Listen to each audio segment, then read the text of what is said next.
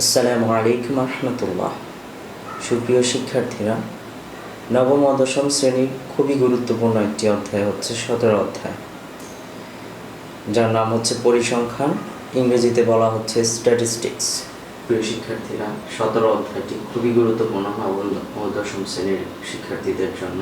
নবম, দশম এবং এসএসসি সকল সাময়িক পরীক্ষা অর্থাৎ 100 মার্কের পরীক্ষা সকলগুলোতেই এই অধ্যায়টা খুবই গুরুত্বপূর্ণ।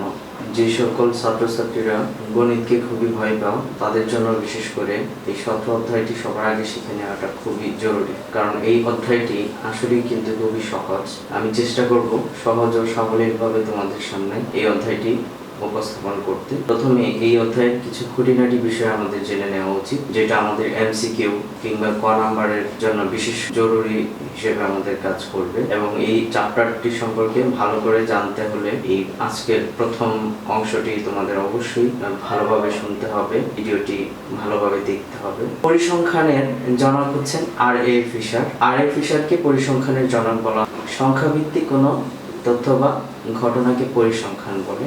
এই উপমহাদেশের পিসি মহালানোবিস, যিনি এই স্ট্যাটিস্টিক্স শব্দ থেকে পরিসংখ্যান শব্দটির অর্থাৎ পরিভাষা হিসেবে পরিসংখ্যান ব্যবহার করেন, তাকে ভারত সরকার পদ্মভূষণ উপাধিতে ভূষিত করেন। তথ্য, পরিসংখ্যানের আরেকটি খুবই গুরুত্বপূর্ণ বিষয় হচ্ছে তথ্য। কোনো ঘটনা বা কোনো বিষয়ের বিশেষ বর্ণনাকে তথ্য বলা হয়। কোনো তথ্য বা ঘটনা নির্দেশক সংখ্যাসমূহকে উপাত্ত বলে। ফলক হচ্ছে উপাত্তে ব্যবহৃত সংখ্যা, যেগুলো বিভিন্ন পরিবর্তনশীল মান নিয়ে আসে, সেগুলো হচ্ছে চলক। উপাত্ত আসলে কয় প্রকার? উপাত্ত একটা হচ্ছে প্রাথমিক উপাত্ত, আরেকটি হচ্ছে মাধ্যমিক উপাত্ত। এছাড়াও উপাত্তগুলোর মধ্যে অবিন্যস্ত উপাত্ত রয়েছে, বিন্যস্ত উপাত্ত রয়েছে। অবিন্যস্ত হচ্ছে সেগুলোই যেগুলো প্রাথমিকভাবে পাওয়া যায়, সেগুলো গুছানো থাকে না, এলোপাথারি যে তথ্যগুলো ব্যবহার হয় সেগুলো হচ্ছে অবিন্যস্ত তথ্য। এবং বিন্যস্ত তথ্য হচ্ছে সেগুলোকে সাজিয়ে গুছিয়ে ছোট থেকে বড় বা বড় থেকে ছোট এভাবে সাজিয়ে গুছিয়ে নেওয়াগুলো হচ্ছে বিন্যস্ত। চলক দুই ধরনের, একটা হচ্ছে অবিচ্ছিন্ন চলক আর একটা হচ্ছে বিচ্ছিন্ন চলক। বিচ্ছিন্ন চলক হচ্ছে যে সংখ্যাগুলো শুধুমাত্র পূর্ণ সংখ্যায় প্রকাশিত হয় সেগুলো হচ্ছে বিচ্ছিন্ন চলক। আর অবিচ্ছিন্ন চলক হচ্ছে সেই সংখ্যাগুলো যেগুলো পূর্ণ সংখ্যা নয়, যে কোনো বাস্তব সংখ্যা হতে পারে, সে সকল চলক অবিচ্ছিন্ন চলক। তারপর আমরা খুবই গুরুত্বপূর্ণ আরেকটি অংশ জানতে পারবো, সেটা হচ্ছে এই পরিসংখ্যানের খুবই গুরুত্বপূর্ণ একটি অংশ, সেটি হচ্ছে কেন্দ্রীয় প্রবণতা। অর্থাৎ উপাত্ত সমূহ বা যে মানগুলো থাকে সেগুলো সাধারণত কেন্দ্রের মানের দিকে একটা ঝোঁকার প্রবণতা থাকে।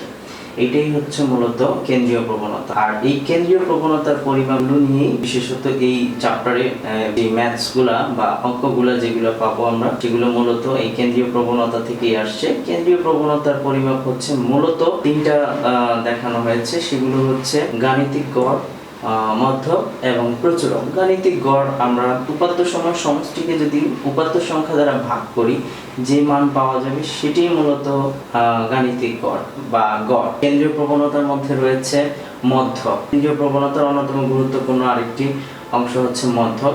তো মধ্যক হচ্ছে মাঝামাঝি মান। আমরা অবিন্যস্ত চলকগুলোকে বা অবিন্যস্ত মানগুলোকে, উপাত্তগুলোকে যদি আমরা সাজিয়ে অর্থাৎ বিন্যস্ত করে যেখানে যে মাঝামাঝি যে মানটি পাবো সেটি হচ্ছে মূলত মধ্যক। অর্থাৎ যেই সংখ্যাটি উপাত্ত সমূহকে সমান দুটি ভাগে ভাগ করে দিতে পারে সেটি হচ্ছে মূলত মধ্যক। আর প্রচুরক হচ্ছে যে সংখ্যাটি বারবার রিপিট করে এবং সর্বাধিকবার যে সংখ্যাটি উপাত্ত সমূহের মধ্যে পাওয়া যায় সেটি মূলত প্রচুরক। তারপর আরো কিছু বিষয় আছে যেগুলো আমাদের জানা দরকার।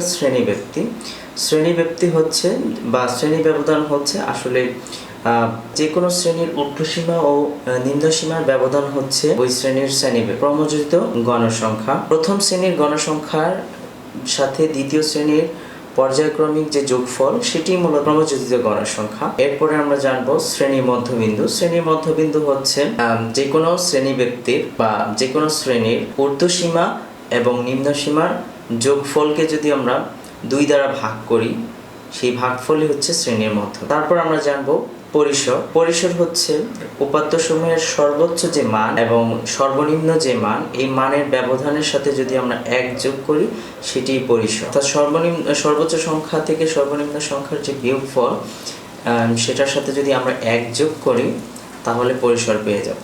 শ্রেণী সংখ্যা, পরিসরকে যদি শ্রেণী ব্যক্তি দ্বারা ভাগ করি তাহলে আমরা পেয়ে যাব শ্রেণী সংখ্যা। এবার আমরা এই অধ্যায়ে গুরুত্বপূর্ণ কিছু সূত্রের সাথে আমরা পরিচিত হব। প্রথমে যে সূত্রের সাথে আমরা পরিচিত হব, সূত্রটির নাম হচ্ছে প্রচুরক। প্রচুরকের ক্ষেত্রে আমরা সারণীবদ্ধ থাকে কোনো সারণী, শ্রেণী ব্যক্তি এবং গণসংখ্যার মাধ্যমে কোনো সারণী থেকে যখন প্রচুরক করতে বলা হয় তখন কিন্তু প্রচুরকের এই প্রচুরক সমান L প্লাস উপরে হচ্ছে F1, নিচে হচ্ছে F1 plus F2 into H।